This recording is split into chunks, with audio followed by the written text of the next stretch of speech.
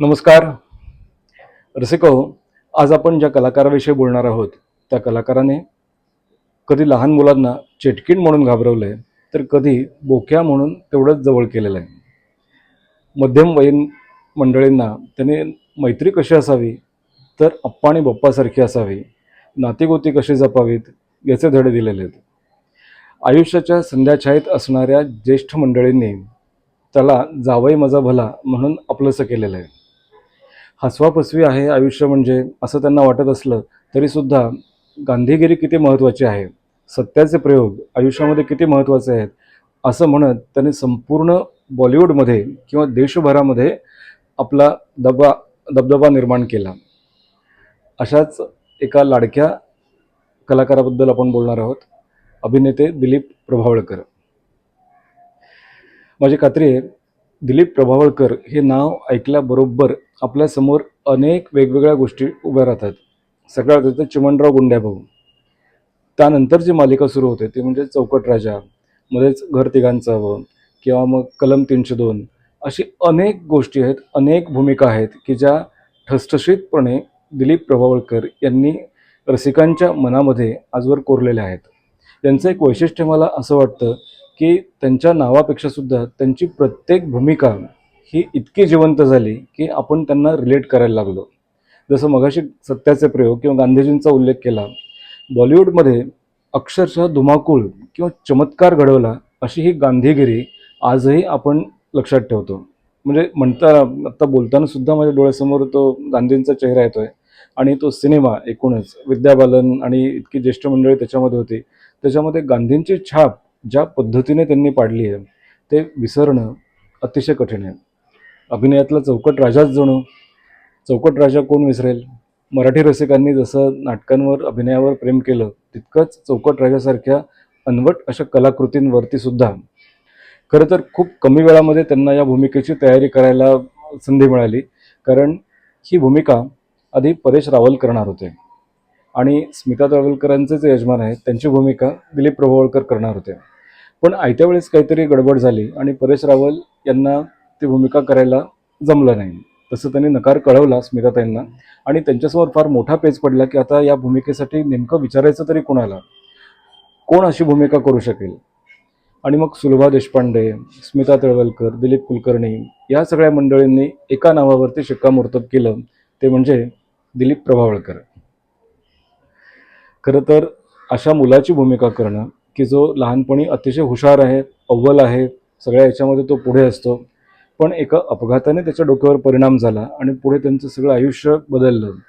ही भूमिका इतकी ताकदीची आहे, इतकी आव्हानात्मक आहे, पण दिलीप प्रभावळकर यांनी ज्या पद्धतीने ती साकारली आहे त्या आपल्याला नतमस्तक होण्याशिवाय काही पर्याय राहत नाही. त्याचप्रमाणे चिमणराव गुंड्याभाऊ किंवा दूरदर्शनवरच्या मालिका. खरं तर दूरदर्शन हे असं एक होतं की जी पिढी, आमची पिढी ते बघत बघत मोठी झालेली आहे, कारण त्यावेळेस दुसरा ऑप्शन नव्हता, दुसरं चॅनेल नव्हतं आणि दुसऱ्या मालिकांची अशी बजबजपुरी पण नव्हती. त्यामुळे दूरदर्शनवरती जे सशक्त आणि इतके उत्तम प्रयोग दाखवले जायचे ना, त्यांचे सगळे आम्ही साक्षीदार आहोत. गजरा हे त्यातलं एक उत्तम उदाहरण आहे. गजरा म्हटलं की विनायक चास्कर. काही मंडळी आपल्या डोळ्यासमोर अजून आहे. दूरदर्शनचा काळ म्हटलं की थोडं नॉस्टॅल्जिक आपण होतो, त्यामुळे किंचित विषयांतर होईल, पण ते नावं तोंडासमोर येतात ते घेणं हे खूप महत्त्वाचं वाटतं. आकाशानंद, डॉक्टर किरण चित्रे, विनायक चास्कर, विजया जोगळेकर धुमाळे यासारखे नावं अजूनही आपल्या डोळ्यासमोर येतात. त्यांचे वेगवेगळे कार्यक्रम, शरदाचं चांदणं, प्रतिभा आणि प्रतिमा, सप्रेम नमस्कार वगैरे वगैरे. तशाच याच्यामध्ये चिमणराव गुंड्याभाऊ सारखी मालिका ही सुद्धा महाराष्ट्रामध्ये सगळीकडे लोकप्रिय झाली. म्हणजे चिमणराव म्हटल्याबरोबर आपल्या डोळ्यासमोर जे व्यक्तिरेखा येते ते म्हणजे दिलीप प्रभावळकरच. बऱ्याचदा मलाही लहानपणी हे म्हणजे यांचं नावच चिमणराव आहे असंच वाटत होतं. आणि इतका प्रभाव त्यांचा या मालिकेचा आपल्या सगळ्यांवरती पडलेला आहे. तो फार्मास्युटिकल कंपनीमध्ये काम करणारे दिलीप प्रभावळकर हे अतिशय उच्च विद्याविभूषित आहेत. MSc करून त्यांनी भाभा ऑटोमिक रिसर्च सेंटरमधनं शिक्षण घेतलेलं, एक ट्रेनिंग प्रोग्राम केलेला आहे आणि त्यांना पुढे रिसर्च करण्याची खूप इच्छा होती. पण त्यांनी एका मुलाखतीत सांगितलं की त्यांच्या बाबतीत असं झालं, त्यांच्या वडिलांनी सांगितलं की अरे तुला टॅलेंट आहे आणि अभिनय तू करू शकतोस, तर यात करिअर का नाही करत? खरं तर किती हे उलटी गंगा गेल्यासारखं वाटत नाही का? बहुतेक ठिकाणी असं असतं की हे कलाक्षेत्र म्हणजे अळवावरचं पाणी आहे किंवा अस्थिर आहे. इथे कशाची शाश्वती नाही आहे. कसली शाश्वती नाही, हीच इथली शाश्वती आहे. अशा याच्यामध्ये करिअर करणं तर फार लांबची गोष्ट झाली. त्यामुळे बहुतेक मंडळींना प्रभाकर पणशीकरांपासून खूप मंडळींना घरातून विरोध होता. त्यांना घर सोडावं लागलेलं आहे आणि बाकी बऱ्याच गोष्टी आपण मागच्या व्हिडिओजमधनं बघितलेल्या आहेत. पण प्रभावळकर मात्र याला अपवाद होते. त्यांच्या वडिलांनी त्यांना सांगितलं की तू हे करू शकतोस आणि त्यावेळेस प्रभावळकर म्हणाले की करिअर हवं याच्यात कठीण आहे हो, कारण यात खूप अस्थिर आहे आणि पैसे मिळतीलच, कामं मिळतीलच याची गॅरंटी नाही. पण डेस्टिनी ही अशी गोष्ट आहे की ती तुम्हाला बरोबर त्या ज्याच्यासाठी तुमचा जन्म झाला आहे तिथे तुम्हाला बरोबर आणून सोडते. फार्मास्युटिकलमधलं काम उत्तम चाललेलं होतं. त्यांचे हसवा-फसवीचे प्रयोगसुद्धा तुफान लोकप्रिय झाले.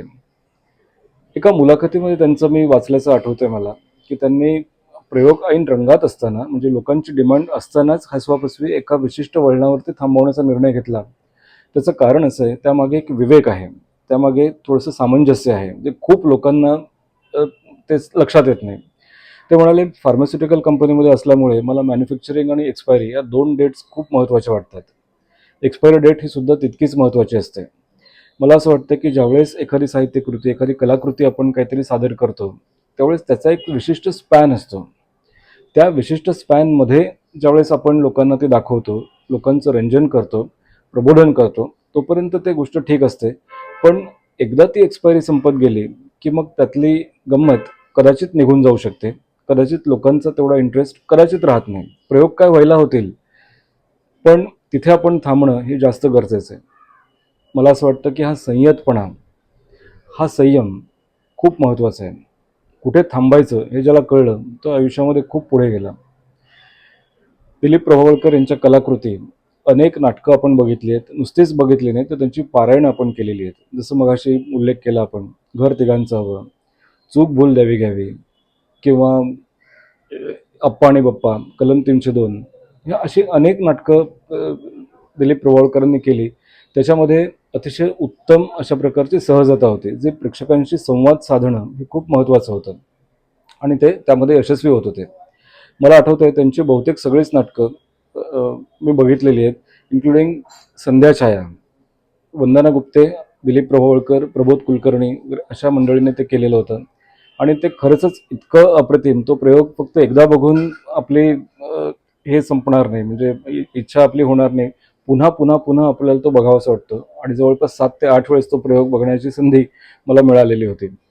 इतकी अभिनयाची विलक्षण क्षमता दिलीप प्रभावळकर यांची आहे. हसवा-फसवीच्या नाटकांच्या बाबतीत तोच प्रयोग. 6 वेगवेगळ्या भूमिका त्यांनी केल्या. प्रत्येक भूमिकेचं बेअरिंग वेगळं, प्रत्येक भूमिकेची एकमेकांवरती कुठेही त्याचं साधर्म्य नाही. म्हणजे तुम्ही बघा ना, चिमणरावची भूमिका, त्यानंतर कोंबडीवाला नाना पुंजे, त्याच्यामध्ये पूर्ण त्यांचा गेटअप वेगळा. त्यानंतर एक बॉबी म्हणून तो तरुण पोरगा येतो. त्यानंतर चायनीज एक पात्र त्यांनी केलेलं आहे. त्यानंतर दीप्ती प्रभावळकर पटेल लुंबुंबा आणि कृष्णराव हेरंबकर. आणि कृष्णराव हेरंबकर हे म्हणजे खरोखरच कळस आहेत असं वाटतं. प्रेक्षागृहात बसल्यानंतर आम्ही ज्यावेळेस तो प्रयोग बघतो त्यावेळेला बहुतांश लोकांच्या या रिॲक्शन असतात की मला माझ्या आजोबांची आठवण आली, मला माझ्या वडिलांची आठवण आली. इतकं ते पात्र रिलेट झालं. मग त्यांचे वाक्यसुद्धा, त्यांनी जी वाक्यांची पेरणी केली होती ती सुद्धा अतिशय उत्तम होती.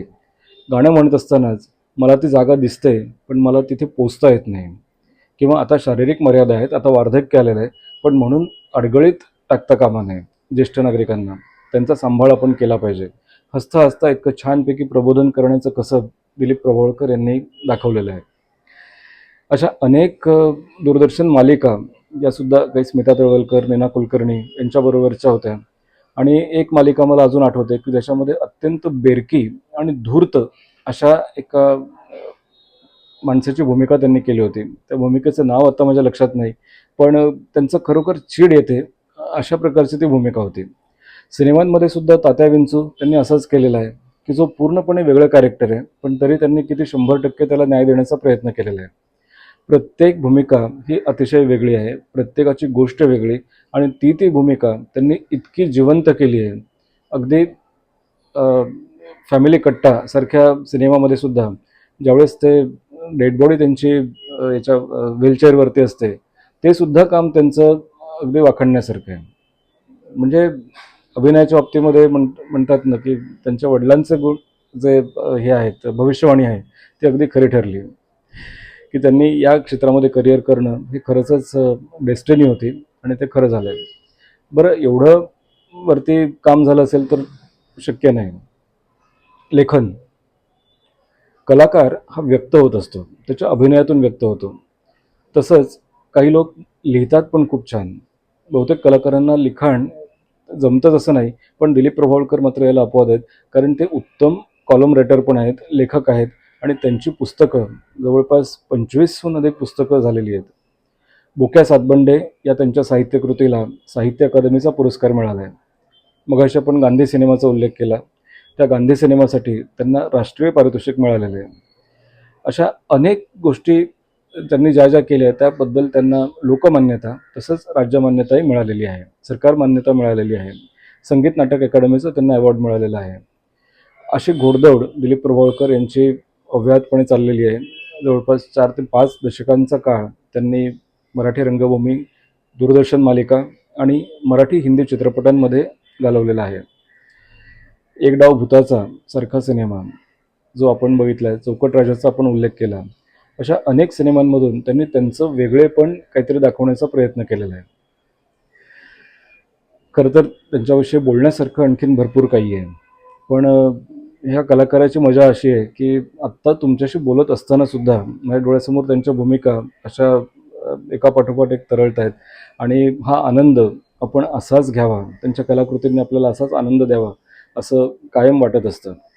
त्यांचं लेखन हे सुद्धा तितकंच उत्तम आहे. हे वेगळं सांगायची गरज नाही, कारण इतके पुरस्कार त्यांना मिळालेले आहेत आणि अतिशय वाचकप्रिय अभिनेते असं त्यांना म्हणता येईल.